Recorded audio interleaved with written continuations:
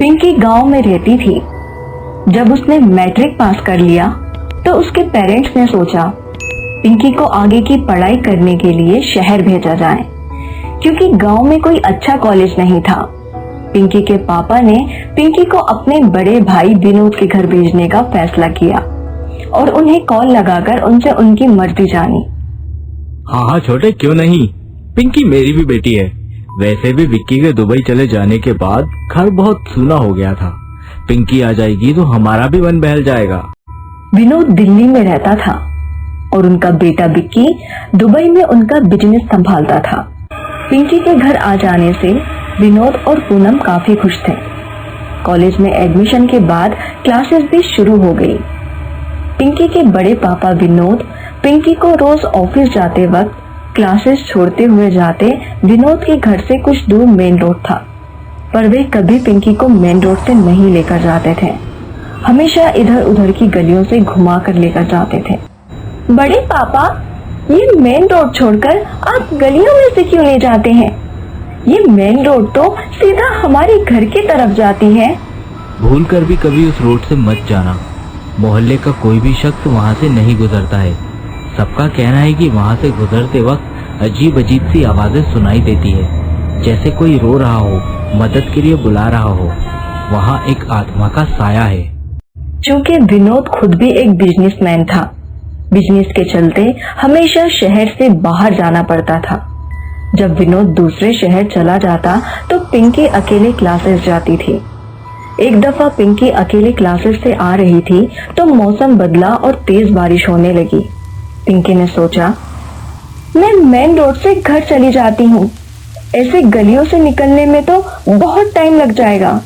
पिंकी घर जल्दी पहुँचने के चक्कर में मेन रोड पर आ गई थी। ऐसे तो पिंकी 6 बजे तक घर आ जाती थी, लेकिन जब 7:30 बज गए और पिंकी घर नहीं पहुंची तो पिंकी की बड़ी मम्मी पूनम को उसकी चिंता होने लगी। बहुत तेज बारिश हो रही थी। वह पिंकी को ढूंढने के लिए छाता लेकर पिंकी की क्लासेस की तरफ निकली तो उसने देखा पिंकी मेन रोड पर मुंह के बल गिरी हुई है।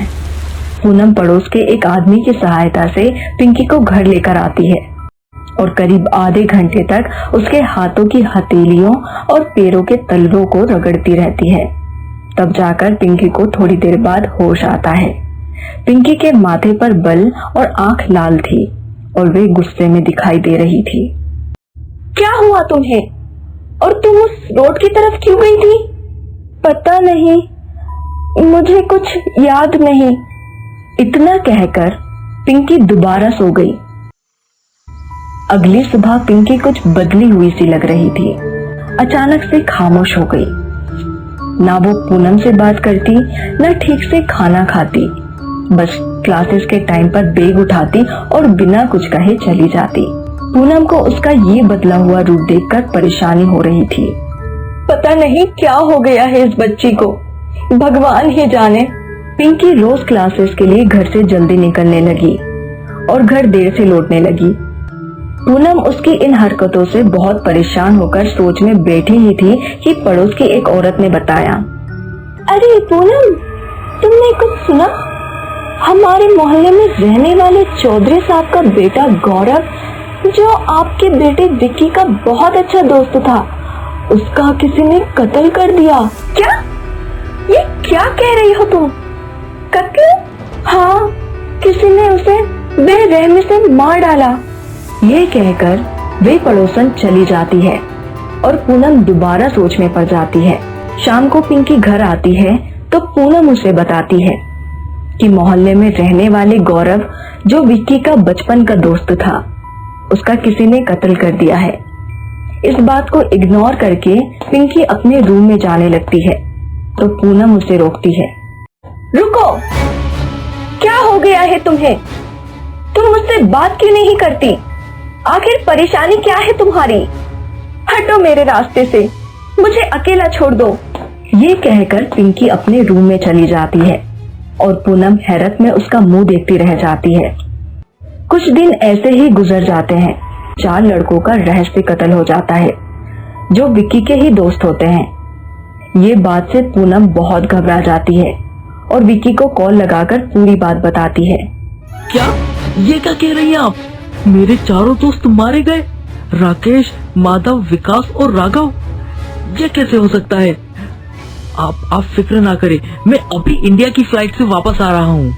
फौरन फ्लाइट के लिए निकलता है। पूनम भी अपने कमरे में सोने चली जाती है। पिंकी पूनम की सारी बातें सुन लेती है और बहुत खुश हो जाती है। करीब आधी रात को पूनम की आंखें खुलती है। उसे स्टोर रूम में कुछ गिरने पड़ने की आवाज सुनाई देती है। पूनम स्टोर रूम की तरफ गई तो उसने देखा पिंकी चूहा पकड़कर खा रही थी। ये क्या कर रही हो तुम? क्या हो गया है तुम्हें? बहुत भूख लगी थी, वाह मजा आ गया। ये कहकर पिंकी फिर से छिपकली और चूहा खाने में लग गई। अगले दिन विक्की और विनोद घर पर पहुंचते हैं तो पूनम उन्हें पूरा वाकया बताती है। वो क्यों गई थी वहाँ? उस रोड से मैंने जाने के लिए उसे मना किया था। देखा, हो गई ना मुसीबत। मेरा एक दोस्त पंडित है जो भूत निकालने का काम करता है, मैं उसे बुला लेता हूँ। विनोद उसके पंडित दोस्त को ले आता है। पंडित पिंकी को देखता है और कुछ मंत्र पढ़ता है और कहता है, इसे 24 घंटों तक इसी कमरे में बंद रहने दो। किसी भी कारण इस रूम में जाने की कोशिश मत करना। मैं कल सुबह फिर आऊंगा। ये कहकर पंडित चला जाता है। सब अपने अपने कमरे में सोने चले जाते हैं। करीब आधी रात विक्की को पिंकी की आवाज सुनाई देती है।